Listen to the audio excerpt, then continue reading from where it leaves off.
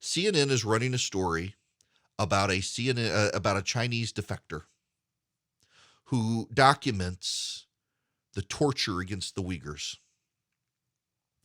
This is from Rebecca Wright, Ivan Watson, and Zahid Mahmood, and Tom Booth of CNN.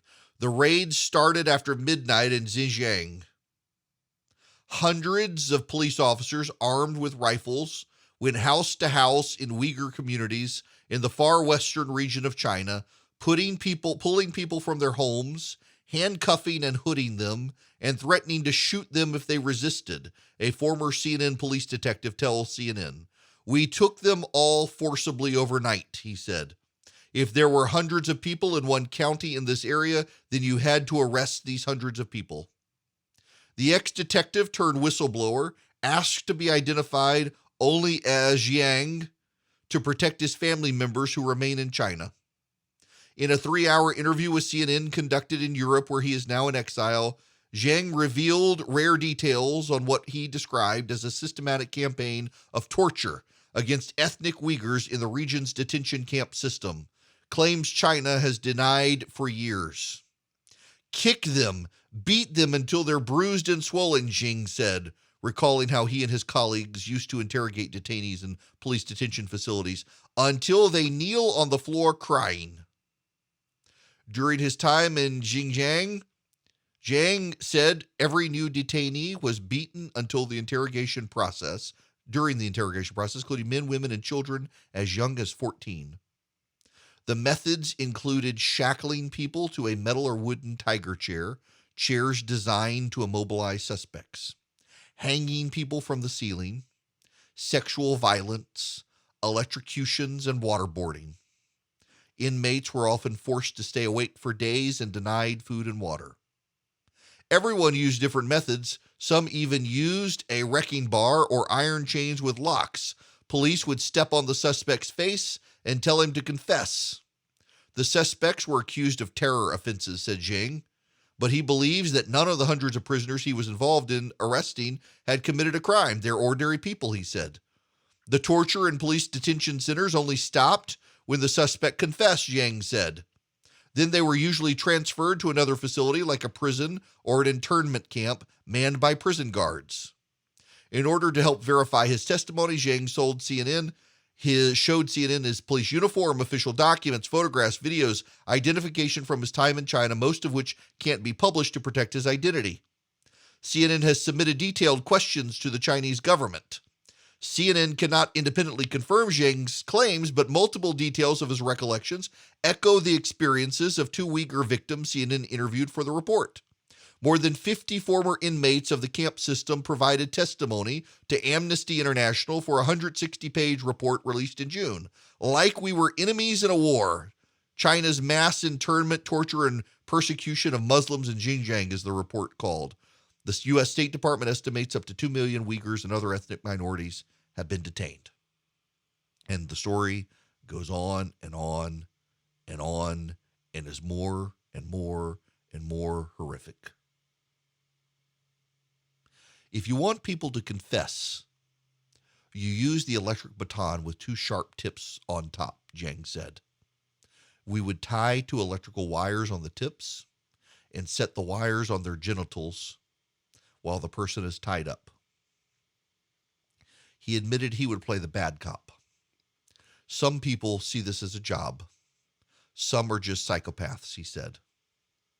One very common measure of torture and dehumanization was for guards to order prisoners to rape and abuse the new male inmates.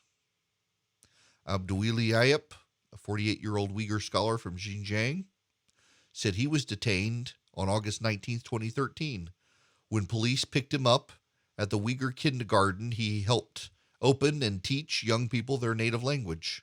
They drove him to a nearby house. He was surrounded by police carrying rifles. On his first night, he was gang raped by more than a dozen Chinese inmates who had been directed to do this by 3 or 4 prison guards who witnessed the assault. The police guards, they asked me to take off my underwear. Don't do this, I cried. Please don't do this.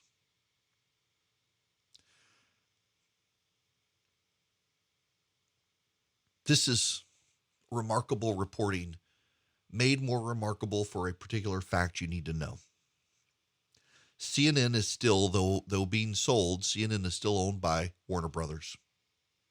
Warner Media. Warner Media owns Warner Brothers. Warner Brothers wants access to the Chinese box office. Because of CNN's reporting, China could deny Warner Brothers access to China's market. You saw this with ESPN. ESPN is owned by Disney, as is ABC News.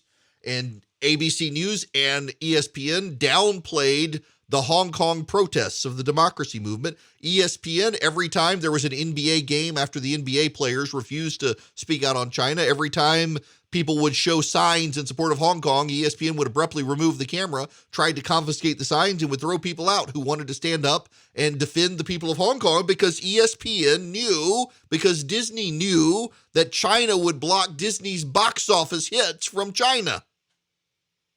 And Disney is way more interested in money than principle.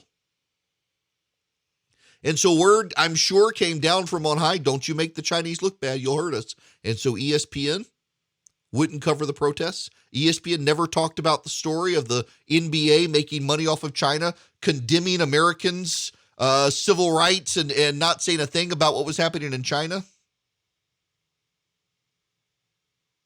Because they didn't want to hurt Disney's box office. CNN actually deserves tremendous and remarkable credit for covering this story. It is worth me spending this time with you here now. It is worth all of us appreciating the fact that an American news network that all of us very frequently criticize has done something that, yes, is brave. It is brave because the people who did this could lose their jobs for angering the corporate overlords at Warner by costing them box office access in China. It is brave because they are covering something that puts a target on them by Chinese authorities. It is brave because a lot of news networks would wilt under the pressure of the Chinese mob and social media disinformation campaign that will come from this.